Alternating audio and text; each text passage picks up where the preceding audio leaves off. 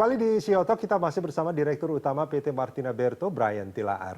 Pak Brian, ini kalau kita bicara soal pasar, saya tahu bahwa beberapa produk perusahaannya Pak Brian ini sudah diekspor. Ini ke beberapa negara kalau saya tidak salah. Ya, itu besarnya adalah di Asia Pasifik, terutama di Asia Tenggara. Itu ada di Malaysia, Brunei, itu kurang lebihnya. Dan selain kita melihat pasar-pasar yang baru. Ya. Oke, sampai sekarang itu juga masih terus ada proses apa namanya ya, mungkin bukan penelitian intinya, tapi mencari pasar-pasar baru di luar negeri ya. Betul. Oke, ini produk-produk seperti apa yang paling tidak sampai sekarang itu cukup diminati di luar negeri? Iya, jadi produk dari brand Sate Ayu Marta Tilaar itu entah dari jamunya, entah dari skin, body, makeup itu, dan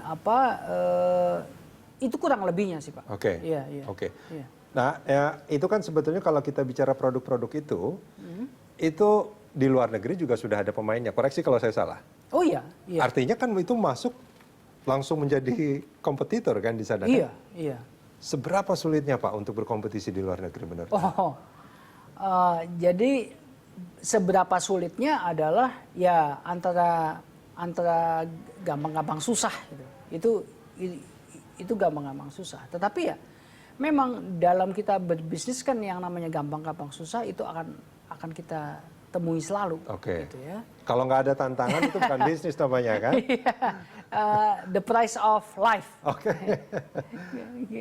Nah, tapi ini boleh saya katakan bahwa sebetulnya pasar domestik masih menjadi pasar utama dari Martina Berto. Begitu nggak kira-kira? Betul. Itu betul. Sampai berapa persen sebetulnya? Ya, kurang lebih itu adalah 95% Pak. 95%? Memang masih besar karena domestik kita juga bertumbuhnya luar biasa. Dan memang kalau dikatakan prioritas ya pasti pasar domestik, jangan kita kehilangan homelandnya gitu ya. Sedangkan pasar ekspor itu juga tetap menjadi perhatian. Oke. Gitu. Nah, sebetulnya untuk pasar domestik sendiri, menurut Pak Brian, apakah itu sudah tergarap secara keseluruhan atau sebetulnya potensi tumbuhnya juga masih cukup besar? Oh iya, kalau dikatakan pasar domestik itu kalau kita garap jauh lebih intensif itu masih bisa. Ya, karena juga dengan kondisi Indonesia yang dikatakan gini kan, yang saya katakan tadi, Sumatera Jawa itu rata-rata memberikan 70% kepada fast moving consumer goods di Indonesia. Ya, industri rata-rata. Sedangkan non Jawa Sumatera itu ya kurang lebih antara 30-40%. Oke. Nah, ini karena memang potensi pasarnya cuma segitu atau belum digarap? Oke. Sebetulnya. Jadi gini, kita sudah menggarap Kalimantan dan sebagainya. Tapi ya jelas karena jadi kan gini Pak. Contoh misalnya minimarket bisnis. Oke. Minimarket itu dia besarnya di mana? Di Jawa Sumatera, ya kan? Nah, di Kalimantan, di Sulawesi, dari Indonesia Timur, minimarket itu jauh lebih kecil secara jumlahnya dibanding Jawa Sumatera. Jadi otomatis dampak ke kita. Pak Brian, ini kalau kita bicara soal situasi, kompetisi, pembukaan pasar baru, terus optimalisasi pasar yang ada dan segala macam, ini ada perubahan strategi nggak sih sebetulnya dari Martina Berto untuk bisa optimal di semua sisi itu sebetulnya? Oh iya, jadi kalau dibilang perubahan strategi, adaptasi itu memang ada. Adaptasi itu ada. Contoh misalnya dengan distribution, dengan logistik, sales and distribution. Jadi kita mereview daripada logistik distribution kita, ya. Di mana yang menjadi kekuatan dia di channel, di area, mana yang dia tidak terlalu expert. Nah, itu kita cari misalnya sales, logistik, distribution lain itu. Lalu juga dari sisi marketing gitu ya. marketing, mana stock keeping unit kita yang bisa jauh kita harapkan di 2020, mana yang harus kita rem, gitu. Ya, itu. Ini juga kaitannya dengan minimum daripada requirement, ya. Sebab kan kalau kita produksi itu kan beli bahan dan sebagainya, itu kan ada minimum requirement. Nah, kalau itu menjadi stok yang panjang inventory-nya, itu juga akan mengganggu.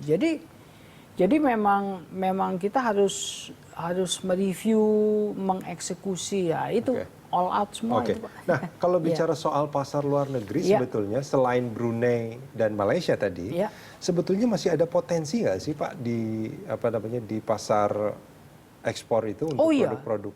Jadi misalnya Hong Kong. Iya, Hong Kong. Lalu misalnya China, Jepang, Korea. Ya, apa? Ini termasuk negara-negara yang sudah dilirik sebetulnya sama Martin Abreu. Jadi tinggal bagaimana kita menggarap sih.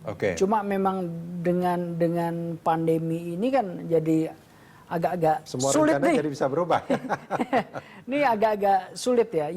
Yang menarik buat saya sampai hari ini juga ya kan, Malaysia itu dalam tanda kutip dia melockdown warga negara Indonesia yang mau masuk. Gitu. Bukan hanya Malaysia ya. Iya betul. Betul. Nah, ini ada dua hal sebetulnya yang coba saya garis bawahi dari apa yang disampaikan sama Pak Brian. Yang pertama tadi adalah soal inovasi. Terus juga ada soal adaptasi.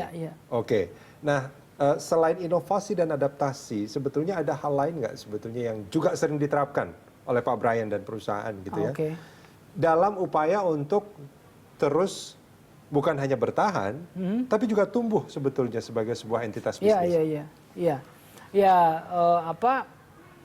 Jadi memang yang cukup menjadi kunci adalah memang di 2020 ini Pak.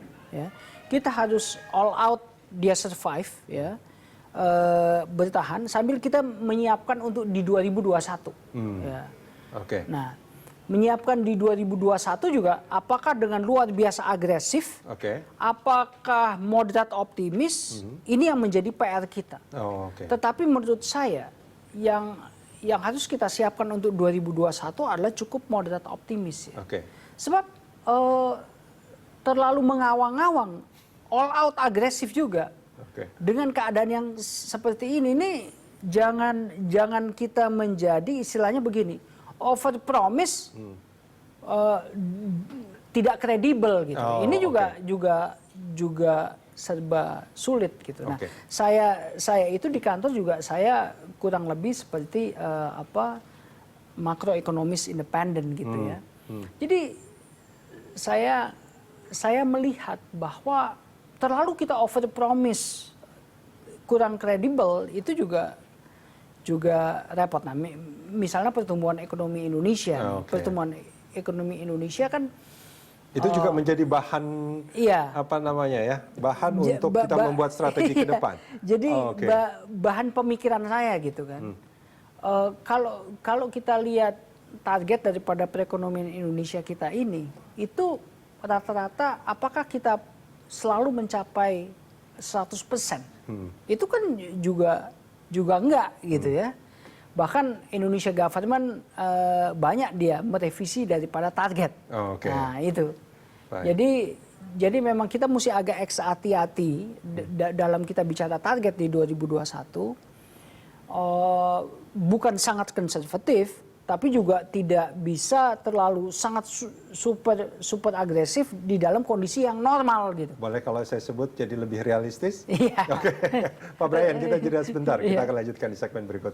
Pemirsa jangan kemana-mana, kami segera kembali.